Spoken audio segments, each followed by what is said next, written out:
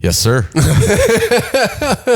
Welcome to another episode of the Unclehack podcast. Along with me, my mortal enemy and best friend, Sam Walker, ladies and gentlemen. Live in studio audience is here. They don't care. Absolute pleasure to be here. Thanks for having me. Yeah. Before we start the show, usually what I do at the beginning, which we haven't been doing with you and Brett, is announcing the dates in the start. Oh, yeah. So I think we're going to try that. Last remaining dates in Ontario, April 26th in Peterborough, April 27th in Belleville, and April 29th, we are heading to Cornwall. Daddy. Thank you, Sam Walker. Now, let's get into it right away, right off the hop. Since the last time you were on the show, some things have changed, and you have become not a viral sensation once, but possibly 2-3 times now. Yeah, well, I gotta say thank you for doing that, because Uncle Hack and Brett Forte got me into the Millie Club on Rick Talk. Yeah, 1 million views. Yeah. How does it feel? You know, I'm noticing people are noticing you in public now and stopping you. And is it going to your head at all? No, because I was fucking taking names and kicking ass before all this. Right. And nothing changes other than we've kind of blown our cover a little bit now. Yeah. In that not only are you recognizable and the Weasel, but now I'm starting to get in there as well. So it's eventually everybody will know that we're the apex sexual predators of comedy. Well, just the world in general. But the notoriety on the internet does help. Yeah. Like it was really cool. And then your guys' Bud Light commercial is fucking rocketing up the charts as well. Yeah. We're getting the clicks out here in Ontario. That's for sure. Yeah. Do you think maybe it has something to do with the internet out here? Because it's more, I heard it's more Chinese in Ontario opposed to Alberta. So it's probably faster as well. Oh. Because this is Ontario and they need to keep these morons occupied. Yeah. And they can't have any lag on their internet or on their net shits, any of that. They need to keep these people focused. Because apart from the people that come to our shows and some of the fine folk we meet along the way, most of these people are brain dead morons that are directly responsible for your taxes and your gasoline being through the roof, your food prices, all that shit happens out here. Right. So I'm getting a little squirrely, to be honest. Yeah. Today, yeah. We're coming to the end of our month out here. Mm-hmm. I haven't been getting my balls emptied or anything like that, so I'm fucking getting a little worked up over the littlest, slightest things. Yeah, okay. Septic tank is full. Oh. I empty the septic every morning. Whoa. I'm talking about, yeah. Holy shit. I'm talking about the lethal weapon between my legs. I'm ready to fucking shove it down people's throats and piss in their stomach. Whoa. I don't even care about making these people laugh at this point. I just want to, rock the shows as hard as I can. Yeah. And get the fuck out of here. You haven't whacked off once in the house? Look. Okay. There's things called wet dreams. Oh. And they can't be helped. They can't be helped. But I'm doing the sheets right now, so we're good. Okay, so it's not a pressure cooker right now. The pressure is rising, and we need to get Daddy home. Yeah, we do. But this is the point where everybody fucks up. Usually, is we're coming down the home stretch, so we need to. It's even more important to stay the course, to be on time, eat properly, hit those workouts, and stay focused on the job at hand, and not let little things like not getting your hog washed get in the way. Well, that is usually the number one priority amongst this team. Just throwing that out there. Pussy, money, shows, weights. That's right. not specifically in that order. Yeah, on any given day, those are those are fluctuating on the to-do list. Yeah. But what about you? Like, this is the longest you've ever been on the road. Yeah. For comedy. For comedy, it has, for sure. I don't find myself being annoyed or anything. Maybe I'm slightly retarded. I mean, it's just me. Could be it. Yeah. Well, you're a tad different. Yeah, a little. God gave you a nick of something else, and that was extra special, or whatever he was up to when creating you. Yeah. Because I'm a firm believer there's only one of you floating around. Yeah. Well, let's make that everybody's problem then. Yeah. Yeah, and keep going. Like, I couldn't be happier with how this tour has gone. Mm-hmm. This is our first foray into this environment. And, you know, you got to hack and slash your way through the wilderness out here. Yeah. And do these shows, figure out these routes. And the people have been coming. They may not have been, you know, completely sold out, but it's by no means a dud. We haven't had one night where it was like, oh, this is embarrassing. Yeah. There's always been the people, and especially running shows on a Wednesday in Ontario. You motherfuckers got to work your asses off, and coming out on a Wednesday is a tough sell. Big time. And with that now, what you previously just said about, I can't remember exactly what, but with the territory came the birth of the Cowboy Bully online. Yeah. He's always existed, and now we've had the opportunity to capture this. Where does this stem from? So I just got to thank you guys for being on the camera and, you know, reading the situation and being able to capture the footage, because this is my life. This is what it is. Mm-hmm. And, you know, I worry about, you know, the room or the doorway that I'm walking through. And that's the only thing at any given moment that concerns me. And it's controlling your zone. It's just like being on the job site. You know, you control your zone, you control your work area. And any room that I walk in is the space and time that I'm occupying. And I want it to be as, you know, safe and hilarious as it can be anywhere else. Right. And so I treat people as I expect to be treated. And if it is not reciprocated, then the disrespect gets reciprocated. And I absolutely will not put up with any horse shit in my life. Like, it's not a gimmick. It's just, it's living. And I know I'm not the only one out there, but I may be the only one that it's, the focus of the eye is on me these days. And, I know I'm acting on behalf of a lot of other people that are walking this earth. The majority of people on this earth are useless fucking morons, and they are not even worth knowing.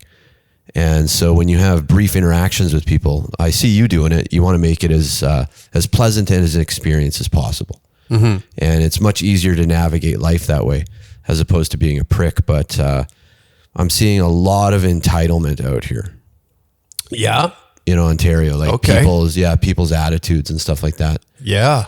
And, you know, I've been in this game now, doing straight up stand-up comedy for 8 years, life completely devoted to it. And this is kind of I've had success prior to meeting you. Like, I was a full-blown stand-up comedian, but I've achieved new highs. And the shows we're doing are like nothing I've ever experienced on this level. So I'm still continuously breaking new ground. There's by no means have I just like been doing this for 8 years. I know everything and I can go on, but I have put a lot of time and effort into it. And now that we're starting to hit bigger shows, better production. Yeah. I think you're selling yourself short on the accolades, by the way. Well, you've done plenty of other things. I most definitely have, but it's all a combination in now, like, combined with you and Brett, is that I'm the full package in that everything I've worked for is now being able to be utilized. Mm-hmm. Whereas before it was like one or two or three things wasn't hitting. But do you find now that we've kind of clunked up as a trio here that there is almost a sense of fear from other comedians now that we've all kind of found our home, and what we do, and especially what you do, by not pussyfooting around any situations that some would deem maybe I don't know what the proper word would be there.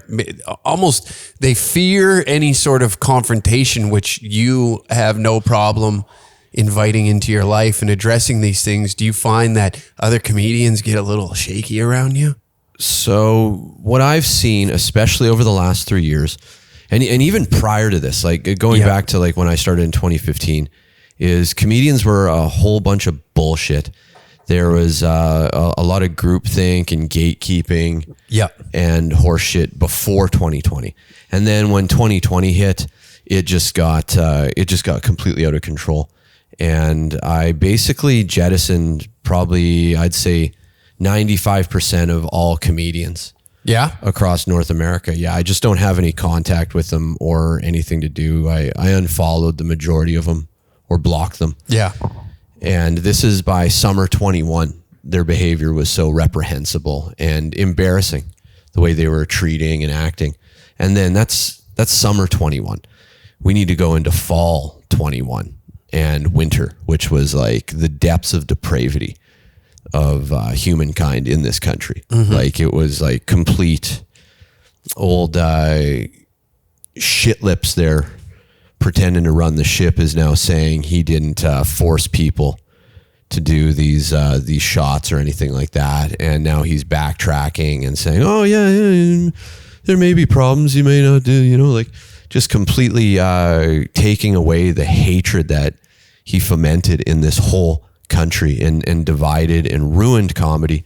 Like comedy is about bringing as many people together, and all these comedians wanted to have segregated shows. Yeah.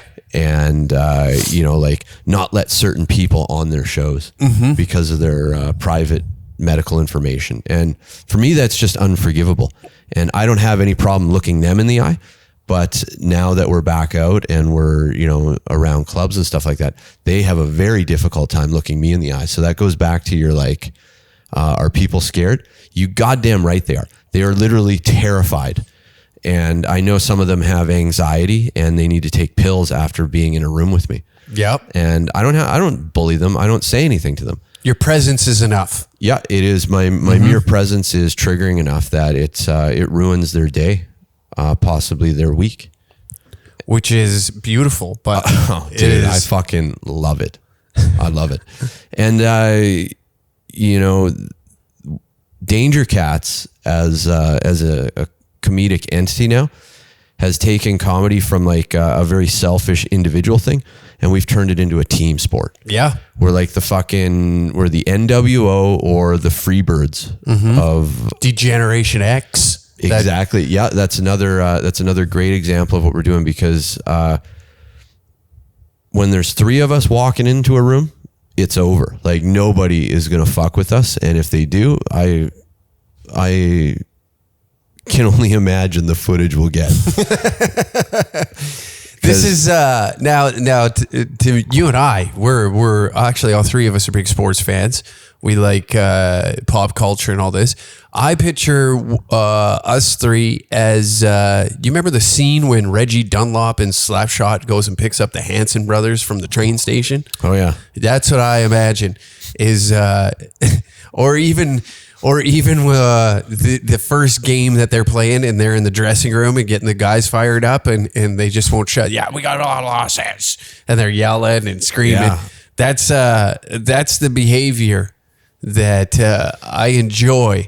That kind of puts people uneasy, like they're very uneasy in those moments.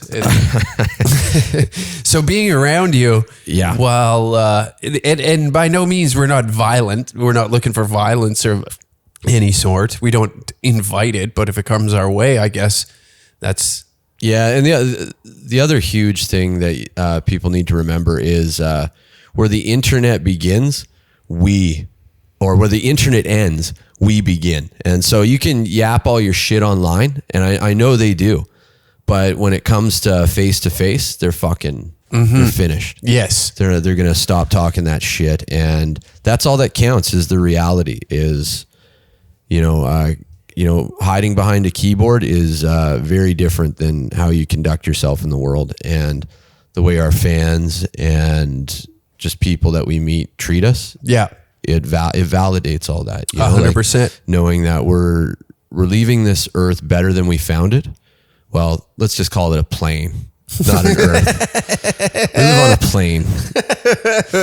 And we're leaving it better than we found it. And most comedians are very bitter and small and insecure, and they leave things worse than they found it. Yeah. Just with their environment, because they're pigs, they're leaving their cigarette butts or spilling their drink, or drunks, drug addicts. Yeah, exactly. And losers, these guys need substances in order to get on stage and entertain the crowd. And none of us even have we are completely on the level when we do our comedy. Like, this isn't liquid courage when we go up. Oh, Uncle Hack was drunk when he said that. Nope. Stone cold sober. Yeah. And I meant it. You goddamn right you do. And that's part of the joke. And we take this seriously, so seriously that it becomes funny, is the way that I see it. And you get a much better performance, and you remember what works. And so then when you go to the next show, you can deliver a better joke or figure out something to add on to it. Tags, as they're known in the business. And you're constantly doing that. Whereas if you're hammered or riding the White Lines Highway, you're not fucking figuring this shit out. You're fucking, you're fucking up, and you're giving a mediocre performance. This is fucking 100%. Wrestling. Yeah.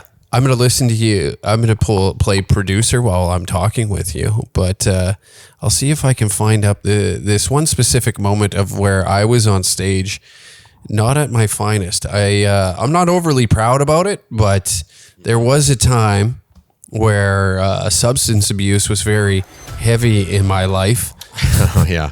And you know what? It's laughable now. I can sit back and I can giggle about it, but there was a time where I was in the deep, dark waters of and you know what? I understand what we promote as a brand, and maybe some people might be upset, oh, he's sober now. I'm not completely sober. When I say that I'm sober, I don't mean that. Yeah.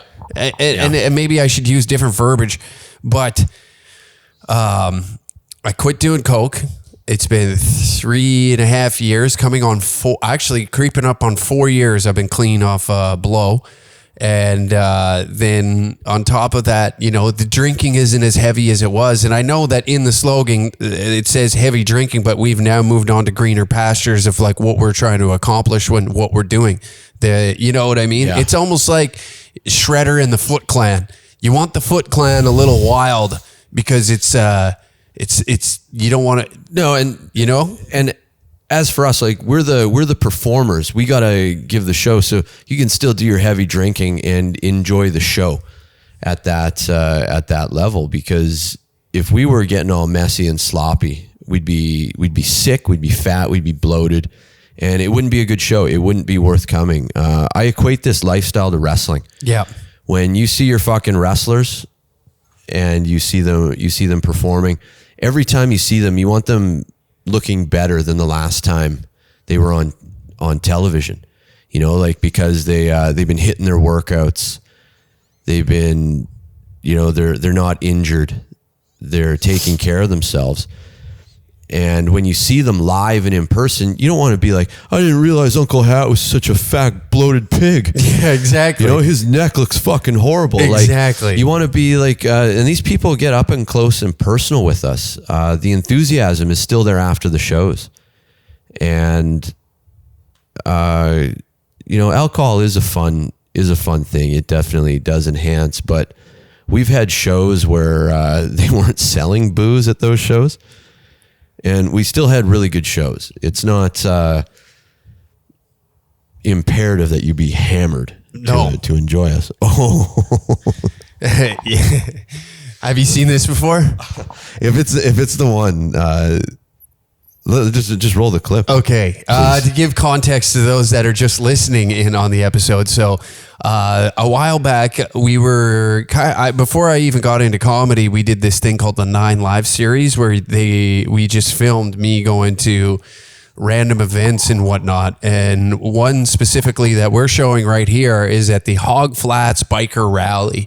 And when I got there, the owner of this compound that we're in just immediately started feeding me whiskey, and it's like 3 p.m, and then he asked me to come on stage at about 9 p.m, and by then I am primed up and ready to go. So we're gonna roll this, and I want to just see your reaction to, this is ladies and gentlemen, this is Uncle Hack on cocaine and a mass amount of liquor. Swimming pool and trying to drink the son of a bitch dry.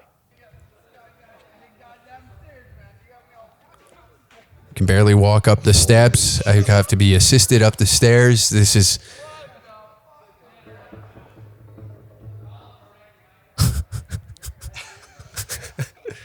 trying to kiss boys.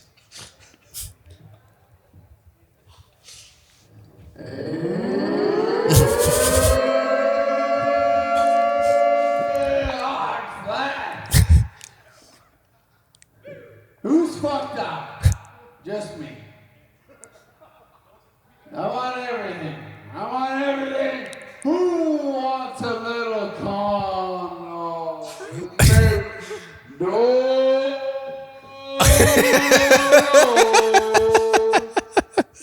Who wants it?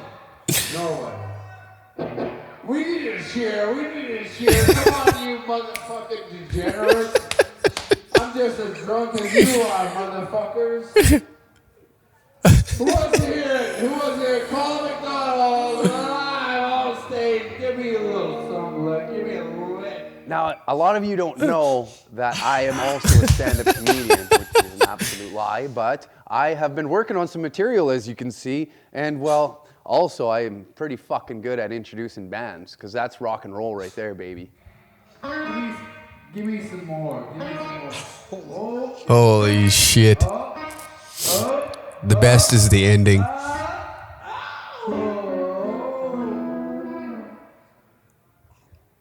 want to start with something?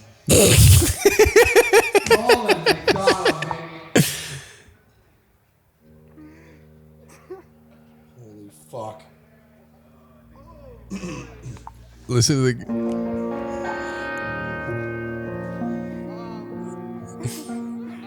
After that introduction, I don't know what to say, really. Did you catch Buddy in the background? Well, after that introduction, Holy I don't... fuck. Yeah. Okay, I got a couple questions. Okay. First off, how many fucking people are in the audience? 7. Okay. 3 of which... All right. Yeah. Then it's not that bad a bomb. Like, if there was like fucking like 80 or 100 people and you were getting that kind of reaction, it would have been bad. Yeah. But 7 people.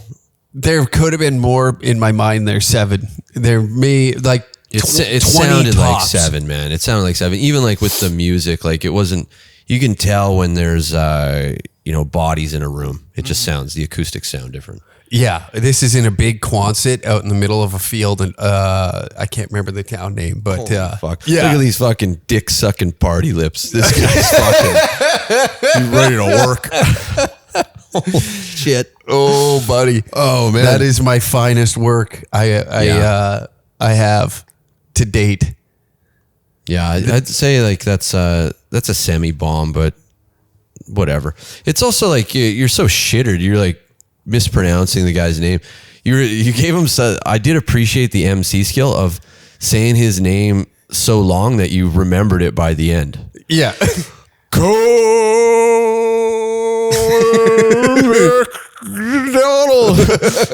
I had to ask the guitar player what their band name was before I went up. That's all. Yeah.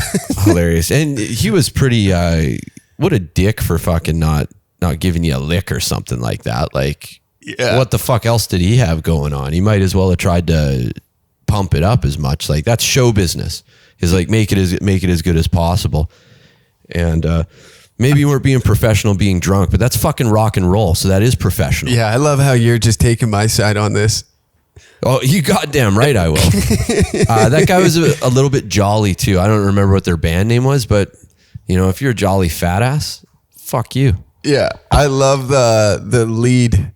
You know what's funny? The guitar player's blind too. The jolly guy, he's blind, so he didn't even know. Yeah, he didn't even know where I was. He didn't have a fucking clue. Then play even better, dude. Yeah, I love the end though. Well, after that introduction, I don't really know what to say. That's one of my I get a good laugh out of that. Yeah, it is good. You should have said, "Ladies and gentlemen, Uncle Hack," and got at least a cheer out of it. You were barely making it down them steps. Holy shit! Oh yeah, I love to drink. That's why I had to slow down. See, like, I don't understand these people. This is what pisses me off about people. I don't like everything. I don't like things in moderation. Why would I want to do that? You know what I mean? Yeah. Why would I want to tease myself with a good time? Like going out for 1 or 2 beers doesn't make any fucking sense to me. No. It actually irritates me that you ask me to go for 1 beer. You know what I mean? You want to go for 1 beer? Yeah. Why? Why even have it then? Yeah. What are we doing here? Conversation? Why would I want to do? No, I want to get floored. I love getting fucked up. That's right there in that headspace, man. I am my happiest right there. Right there. It is natural habitat. Oh yeah. And then cause like, I don't know what happens, right? Yeah. I'm on autopilot. Fuck it. Who cares? Yeah. Go where the winds take you. Yeah. And that's a horrifying way to live. Yeah, it can be because the winds are blowing you towards the porta potties. Oh yeah, yeah. Go hang out in the porta potties for a night. Yeah, and then I'm in there, and then all of a sudden I look like I just got off fucking Mount Everest with a big. Oh yeah, man. Yeah, it's like that kind of like it got you to the dance, but to continue to stay at the dance, you can't have that. Collateral damage coming in, man, because a month on the road is not easy. Yeah. I don't care what you're doing, whether you're living out of the hotels, doing your away game pipeline work or whatever. Like it is difficult, and comedy might be a little bit easier because we get downtime during the day. But yeah, imagine I was drinking like that in this house with you. There would be a few. I would have got fucking. We might have had a couple of altercations. There would be a few videos, I think, being posted of myself. Yeah, Uncle Hack took a dump in my bed. I never got to that though. I never got to that level of where I was like fucking with other people. I probably there would be some shit destroyed though. Like I was. Yeah, there would be some damage in this house. Not deliberately, just but because it happens. Just hammered, fucking passing out, falling, that type of shit. I fell down and I broke the fucking washing machine door off the washing Yeah, exactly. It'd be something stupid like that. But yeah, those moments I hold near and dear to my heart because I don't think that being 32 years old and getting that fucking drunk is that. No, man. I don't know. It's not cool in my mind. And as far as embarrassing, like you don't have piss running down your leg, no, and close up of that, right? Like that's when it gets bad is when you're like pissing yourself in public. Yeah, that gets a bit sloppy. Although it would be funny footage, but it's like you're doing real damage to yourself when you're fucking getting that hammered. Oh yeah, man. The amount of like the recovery time. And I know a lot of boys, they good old boys, they're hard workers and they party that hard and then they work that hard. And it's just like, you got to find that balance. Yeah. Yeah. I think fatherhood has saved a lot of fucking guys from alcoholism. Yeah. You know, I think fatherhood has like saved a good chunk of my friends. Comedy, probably I could say has saved me in a small dose because it took more of because it wasn't comedy that got me out of that lifestyle, but I found comedy after, being in that deep of a low where I was using anything to bring me out of the depths. So it got to that. I know we're getting pretty real, and usually this podcast is a funny podcast, but no, when I'm on it, no, it's 100% serious. We go for the jugular. Yes, sir. But that right there is exactly why I think the booze had to go away, because this wouldn't work. I don't think either of you would find me likewise, if I was being a booze pig, it wouldn't work either. Comedy has saved my life because it's given me a positive outlet to work towards, and instead of like making my final stand wherever that may be, I know, okay, you're gonna get on stage and you're gonna be able to light it up for like a half hour. Yeah, and that is enough to push the white hot hatred of 1,000 suns back into the whatever contains that, the universe. Yeah. Because I am fucking an angry man. And I've been angry my whole life. My entire life for whatever reason. There's just been an anger, but it's not necessarily a bad thing. Anything I've ever done in my life is because I focused the anger on something positive. It's very easy to burn yourself out hating and just being angry, striking out. Like it takes up a lot of energy. And so to be able to take that energy and focus into something very positive, it becomes a very powerful force. Does it ever? And, I'm still a free man. I haven't crossed a line where I am currently incarcerated. And so no charges. Look, I don't have anything pending, nothing to stress out about, because court dates are bullshit, man. And it's dates to set dates, and once you're in the system, you're in the system. Yeah, and it's very, very difficult to get out. And would I like to, lash out and physically punish somebody on any given day? Yeah. But do I want to deal with the residual bullshit paperwork? No, I don't. Speaking of which, with the court dates, have you kept up to speed with the 4 gentlemen from Coots at all? So I don't know. Did you hear the news? Yeah, that their date has now been pushed to 2024. Yeah, man. And it was like all these guys have been asking for is their disclosure, which is the so-called evidence. And there's, I think it's like 38 binders worth of however thick a fucking binder is. Yeah. Of it'll be horseshit. They have nothing. They've asked these guys to plead out. Yep. And they haven't done anything wrong. They were not conspiring. Conspiracy to commit murder, I believe, is the most serious charge. Yep. And they were under so much surveillance. Every cell phone call, every text message was monitored. Yep. There was none of that. These are just bullshit, trumped up charges, and the process is the punishment. Yeah. And so what they're doing is they're just drawing it out in order to unduly punish these guys. They went from a 2-year lockdown looking now to a 4-year lockdown. Yeah. And 2 of those will be in an actual prison as opposed to Canada's pick your own prison system. Like, yes. We got to pick our prison in lockdown. Yeah. Whereas these guys are now in fucking remand too. And no bail, like fucking kitty diddlers and the worst of the worst guys that beat up their wives for no reason. They get fucking tossed back out onto the street. That kid that killed 9 people, he was out on parole. Yeah. Over in Saskatchewan last summer. Yeah. Went on a murder spree with fucking pointy objects. And he was out walking. So there's, the laws in this country are not worth the paper they're printed on anymore. And that's a sad day, but it was done a long time ago. You're just now seeing the proof of this. This is not conspiracy. This is actual scientific fact. And my heart breaks for those guys because they're the reason that everything's open again. If it wasn't for men like that and what they've sacrificed, you'd all still be, especially Ontario, be wearing a breathing barrier. A mask is something with engineered holes so you can breathe properly. What they consider masks out here, they are breathing barriers. They're not healthy to you. They're not conducive to a healthy lifestyle.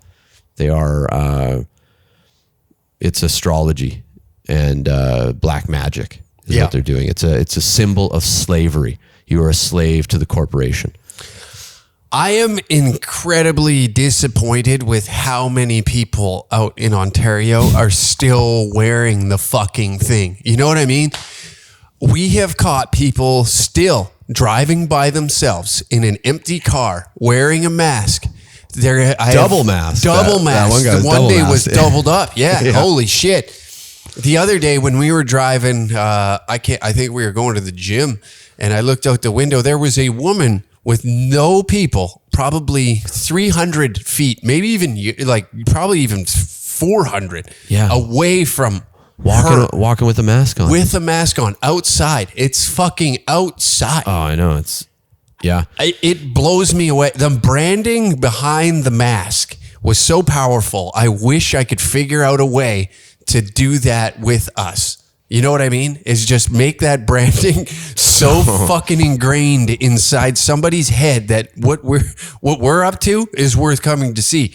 Because that would take incredible. every corporate entity, every religion, every politician, every what do you call those institutions? Yes, getting behind it, because that was the only way they could push it. Yeah, that hard and that far, and the damage is done. Like, there will be people that never ever go out. The best is seeing people with masks at the gym. Yeah. I watched this one dumb bitch wearing it, and then she's doing the hip thrusts. Yeah, with and she's sweating, and she's pulling her mask down over her, like she's got the chin beard going on. And I hated the mask beard. That was the worst, is when people would pull it down and wear it on their fucking chin, like some shitty beard. And there was another brother. He had a fucking big old beard, and he was fucking wearing a mask and just working out so hard. You could see the sweat on his he was wearing like thick sweats, like 2 layers, and he's fucking sweating through it. This guy was working hard, wearing a mask, like just over his lips and nose, bottom lip like hanging out. Yeah, while he was working out. And when I see guys like that to me is a threat. Is you're hiding your identity. I can't recognize your facial expressions. Whereas these other people are just NPC retards. Yeah, they're not registering as a threat. But when I see like somebody of physical means wearing a mask, like that to me is like robbery territory. Yeah. Why are you hiding your identity? Why can I not see your facial expressions? Mm-hmm. Very important to register facial expressions. Yeah. It's a monstrous part of human communication. And for them to have taken that away, I wasn't, it was never, ever a good idea for me. And I hated it from the moment that I saw people start wearing it. And then when it became one of those things like, oh, it's a rule now. Not a law, it's a rule. Yeah. It was just like, yeah, well, if it's, you guys make up your laws, you make up your rules, I'll make up my own. But it was still like, every time I went out for like 2 years, I was ready to fucking put it all on the line. It's like, oh my God, are the cops going to come? Am I going to have to bust an old guy's hip in the dairy aisle? Yeah. I guess in a way it does make kind of sense, but not the way we went about it in North America and places like Tokyo where the population is so condensed into small areas. If you get a cold, I guess like if you're sick, that's when you wear the mask. Exactly. Yeah. Yes. That's what I was getting at. Exactly. And then that it makes sense. And it's a symbol of sickness as well. Yes. So it's like, stay away from people in masks. Yes. It's yeah, I get that part of their culture, but it just went too far. It went way too far, man. And they just kept pushing and pushing and pushing until these guys went, no, we're not fucking doing this anymore. And now there's 4 guys sitting in jail on very serious charges that have not been proven, and they're just fucking working them. So my heart goes out to those guys. And shout out to them for staying strong and true to themselves to sit there and I'd imagine that those days are hard. You know, they've lost a lot. Yeah. Family, friends, houses, jobs, you know, credit, probably bank accounts. Everything. Yeah. Everything has been taken from them. Yeah. And they're still like, no, I'm not pleading out on this. Still Kiss my ass. Still paying the freight. Yeah. Big Chris, I know. He's not gonna take the bullshit charges. He will stay and it's gonna be one day they're just gonna fucking wake him up and be like, okay, you're out. Yeah. And I hope that follows with a massive lawsuit against the RCMP or whatever powers that be. But I know that that's a giant hill to climb. It is, and it's, you know, it's not today, it's not tomorrow, but it is in the mail, and the federal government knows it 100%.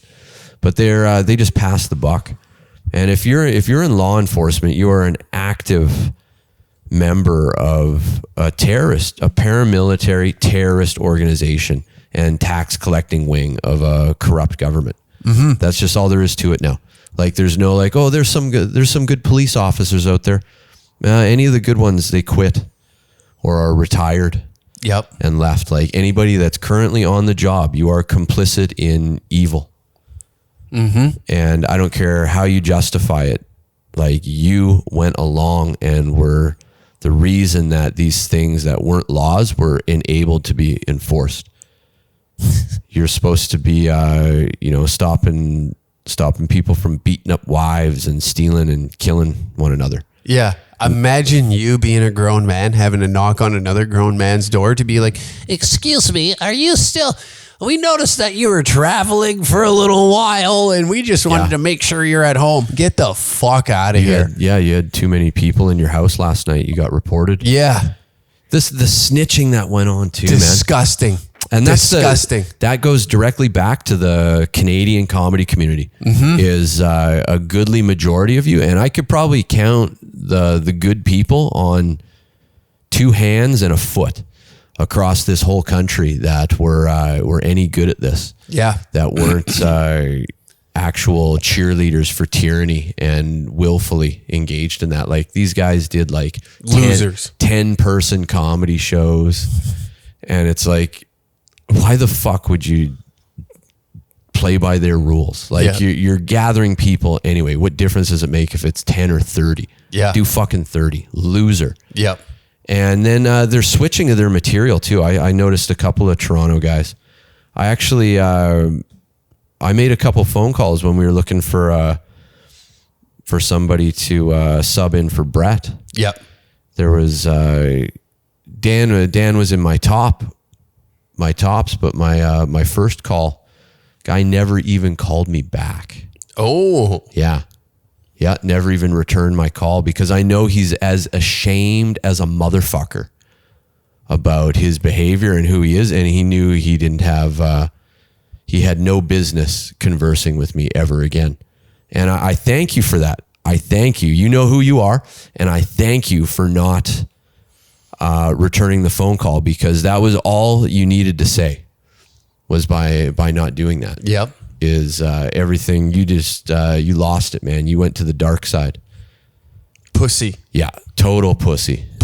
And he puts out, he's dying, he's bombing online too. I watch him bomb all the time, and he's a Toronto comedian, and he's working, but he's getting let me tell you guys, out here the pay is piss for comedy.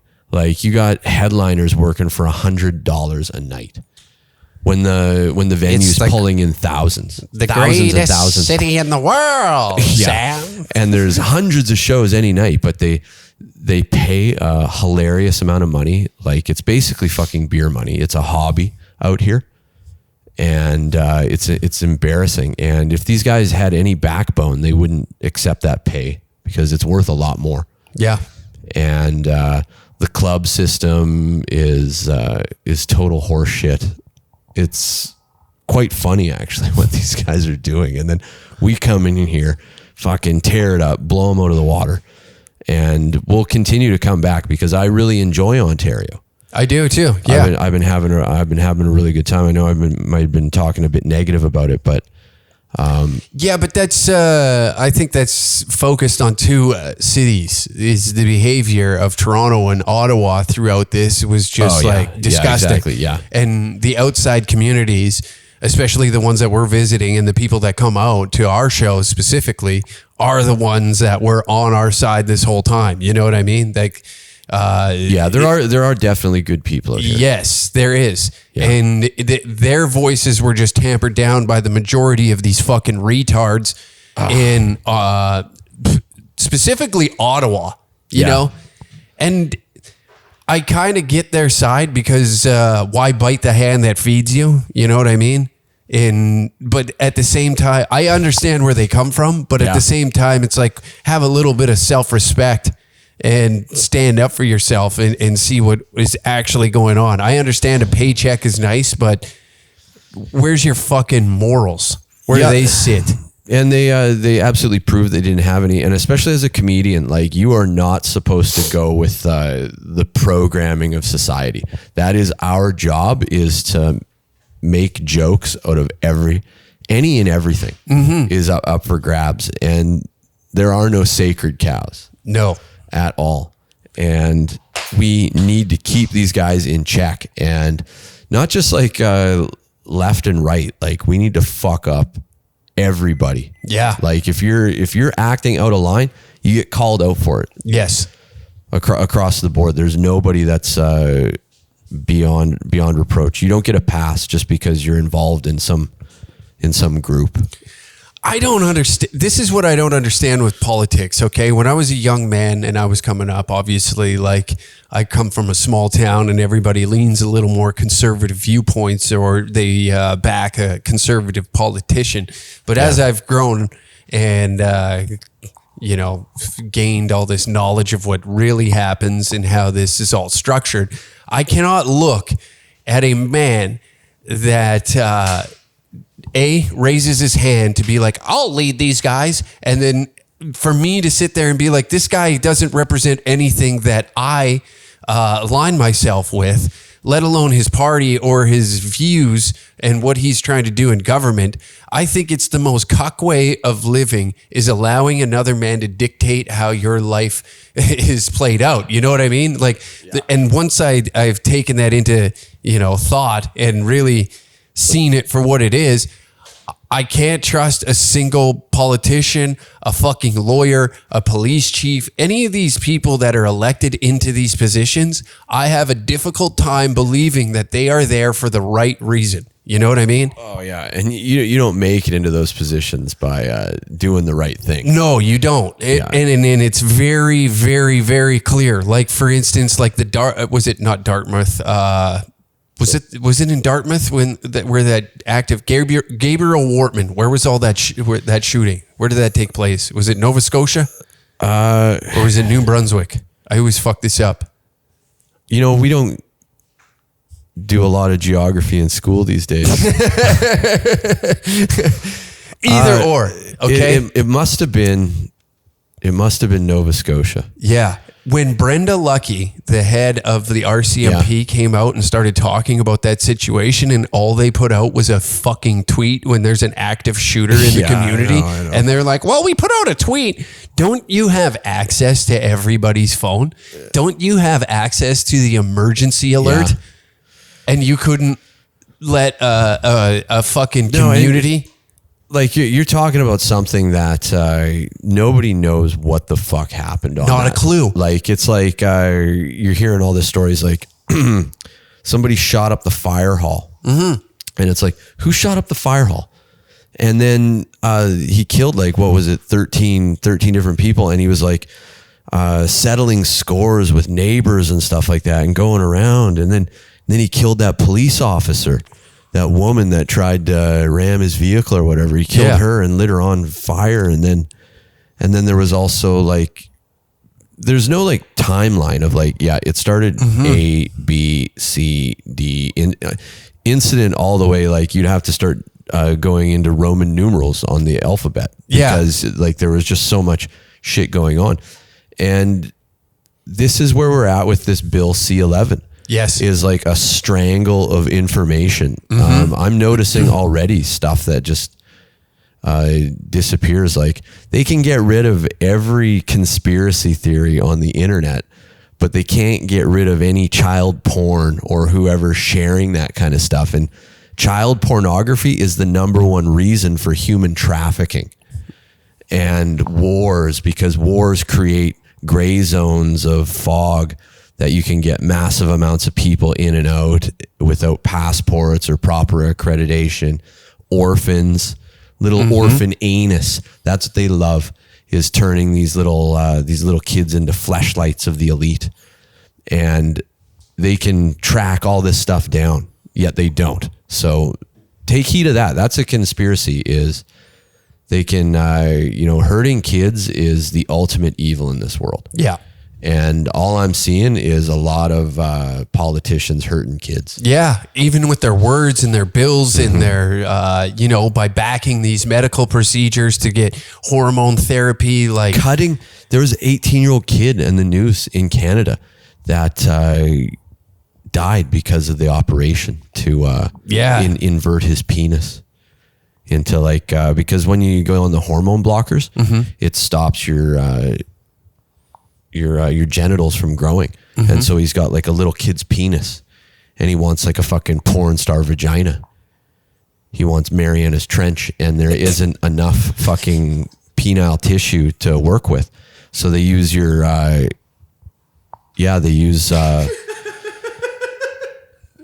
Mariana's Trench. Yeah, in the ocean. You want to fucking, I want to take that huge hog. And it's like, you're going to be shallow. And we're going to have to use like parts of your stomach and your anus. Like they combine all the plumbing down there. Yeah. And there's like an E. coli infection because like it's like a stomach ass pussy, essentially, is what they're trying to do. Just like a hole. It's like just a fetid, rotted hole. And this kid got necrotic fasciitis, which is like flesh eating. Yeah. And went into shock within 24 hours and died over getting his genitals cut off. And why? Like I could go into the hospital and say, hey, I want to get my arm taken off. And they do it for me. But is that the right thing to do? Yeah. No, it's absolutely not. Like removing a body part that isn't, gangrenous and going to kill you. Don't cut it off. Yeah. Like, just don't. And so I don't get where they think this is cool, cutting off kids' genitals. I don't know either. I have nothing. Yeah. I have nothing. This goes to one of your big news stories is old fucker Carlson. Yeah. Down in on Cuck News down in the States. Conservative fear porn. Yeah, well, he got fired for just going out and giving a speech on like, this is like I'm watching reality happen, and it is human sacrifice. Like, he was hitting a lot of hot button issues about like genital mutilation. Yeah. That's what it is going on. And it's a big business. Do you know how much a trans individual is worth to the system? I believe it's north of $500,000. Is it not? If you want to get all the bells and whistles, but like, everybody leather interior. Yeah. With a DVD screen. A reupholstered pussy. Rich Corinthian Naugahyde. It's a $250,000 because it's a lifetime of dependency on a system of like, you're going to be on drugs, you're going to be going to specialists. And then if you want new tits or a new rot pocket, whatever you want. Yeah. Like it's expensive. Yeah. And it's once you're doing that, you're never going to be healthy again. I don't care what they say. You will never, ever be healthy again. No. Ever. No. And it's like a rotting, fetid wound that will never heal. Like your body will keep trying to heal it. And so you must keep dilating it. That means shoving things into you. Yeah. And it's very unnatural. And, it's ignorant to say that they cut their cocks off because Uncle Hack, they absolutely don't. What they do is they fillet it into 3 different pieces and shove it inside you. Oh. And so the shaft of your penis is the canal. And, you know, shaft of the penis still grows hair. And so there's hair growing inside. Like, that ain't a pussy, man. Look, pussy money shows weight. We know what a pussy is. Yeah. That's fucking a Brillo pad. It would rip through the condom because you're going to want to wear a condom. Yeah. Let me tell you, it'd be like a horsehair brush trying to get you off. Desperate times call for desperate measures. You know what I mean? And that's a $250,000 to the system. Like, they've monetized mental health. Yeah. And finally, they've monetized you from birth. Yeah. Yeah. The moment that you came out of your mom or a male's anus, you know, I don't want to exclude anybody. We are the most inclusive podcast on the planet. But the moment that you are nothing but dollar signs just walking around.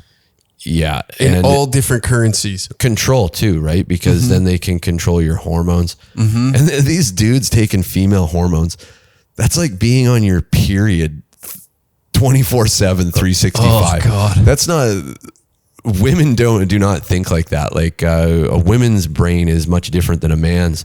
And then there's like, you know, monthly, they're going to have like hormonal fluctuations. That's part of being a woman. But then on the rest of the month, it's like even keel somewhat. Yeah. Depending on which woman you're with. But this trans shit of like popping these pills, it's like, like your worst day of being a woman, or the illusion of being a woman 24/7, 365. I just envision that part in like 101 Dalmatians when Cruella de Vil is behind the wheel and that's like inside the brain, you know, and it's just manic. You fucking dogs. Yeah. And you got man strength too. It's fucking dangerous. I will say it's made female sports more exciting. Oh man, I'd laugh my ass off at this because they voted for this. Yeah. And they allowed it. Yeah. And now it's ruined. And you know what? If I wanted to walk into your change room and watch you change, there's not a goddamn thing you could do about it. Yeah. Not a goddamn thing you can do about it. Point, man. Yeah. And there's worse guys than me that are actually doing this. And bless their troll hearts. Like, these are just like dudes that never would have got a look at the trim. And now they're going out and looking at the trim. You know what? Maybe there is a business that we could start where we could be hired as almost like bodyguards inside female bathrooms and whatnot. Almost like, you know, when you go to the strip club and there's a guy that has cologne and fucking candies, mints, all sorts of stuff. The guy to watch, make sure you don't do cocaine in the toilet. Yeah. The snitch. We could be that for female bathrooms. What do you think about that? You know what? We are absolutely qualified and 100% trustworthy. Probably the most qualified guys for that job. So, you know what? We could do a little bit of moonlighting on the side. I could hang out at the YMCA. That's no problem. Yeah, that's right up your alley. YMCA is government funded too. So I could be like, you know, working for that government. So you, the viewer, can pay your tax dollars for me. Yeah.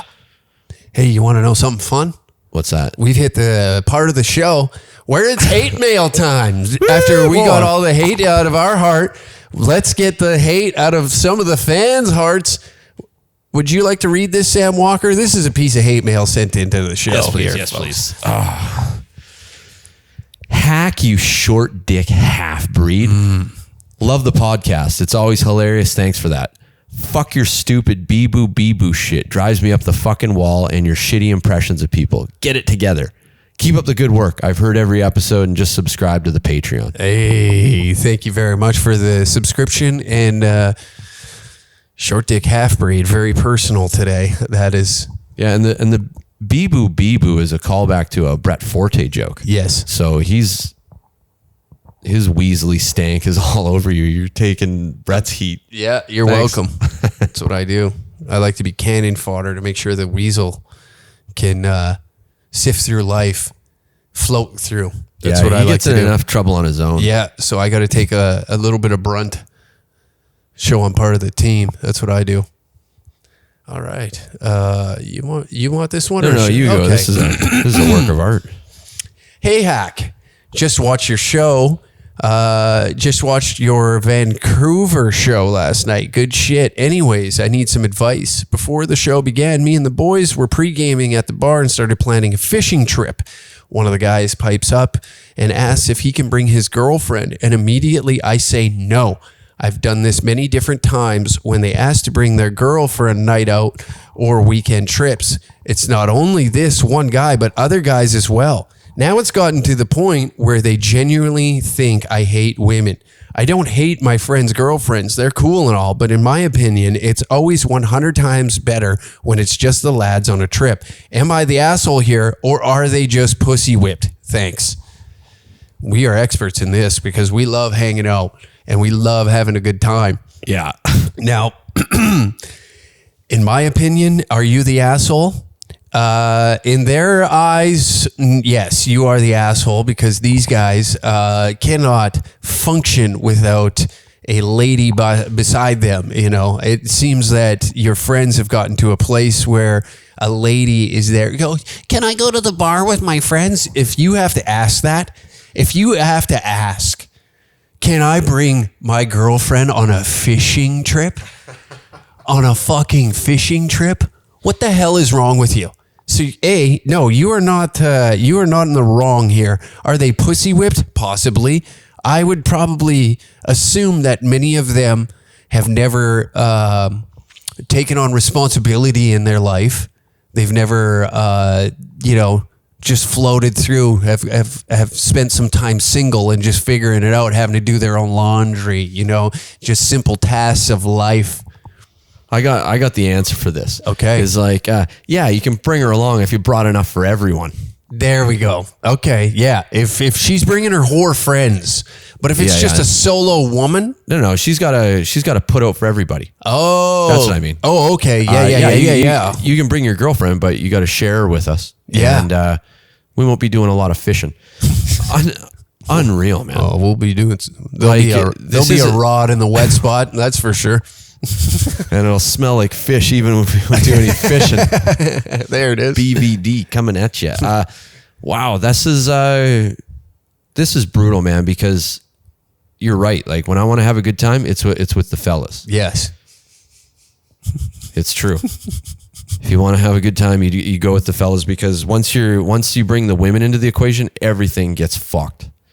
Mm-hmm. Like, you're not even going to make it to the place on time because of bathroom breaks on the road.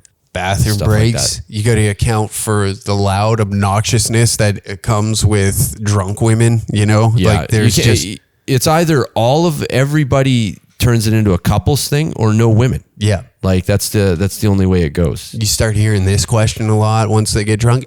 Am I funny? Do you find me funny? Am I funny? You have to ask that, honey. You gotta leave. Bombing. You gotta get away from this table. You're annoying the fucking Christ out of me. But yeah, I think we covered the answer is simple. Okay. When the words boys trip gets brought up, now this seems to be a topic and an issue that gets brought up in a lot of different podcasts. I seen one on some Barstool one. It was like, why can't I come with the boys? Because it's a fucking guys trip. You don't understand. Yeah, exactly. Like, we're going out on a mission, okay? And that mission doesn't involve you. It doesn't involve loud, obnoxious behavior. That's high-pitched voices and screaming and dancing to Bruno Mars and... I mean, there is probably some dancing to Bruno Mars. With the boys, with the boys, but that's just male bonding.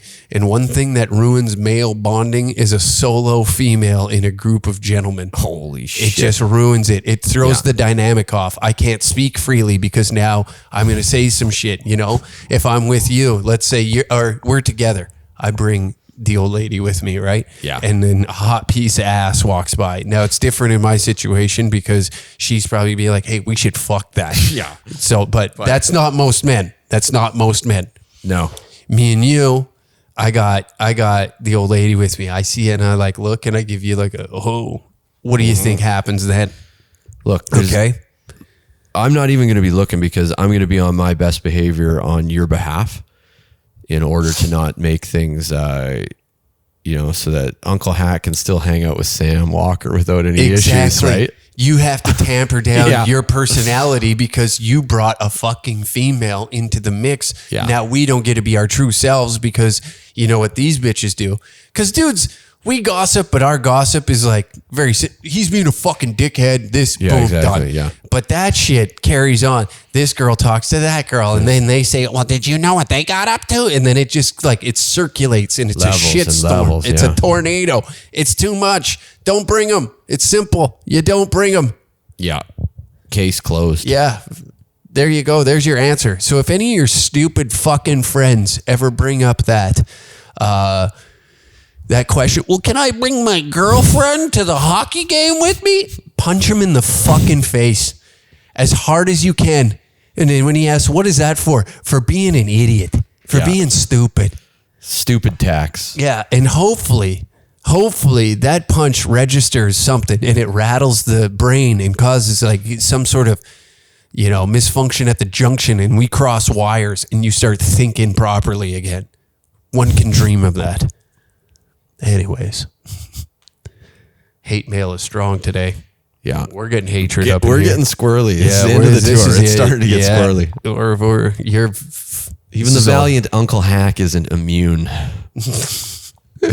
All right, here we go. Another one. Another piece of hate mail. We're going to do 4 today, so we got one more after this. You want this one? Yeah. Okay. Hey, Uncle. It's your nephew who got his finger chopped off at work.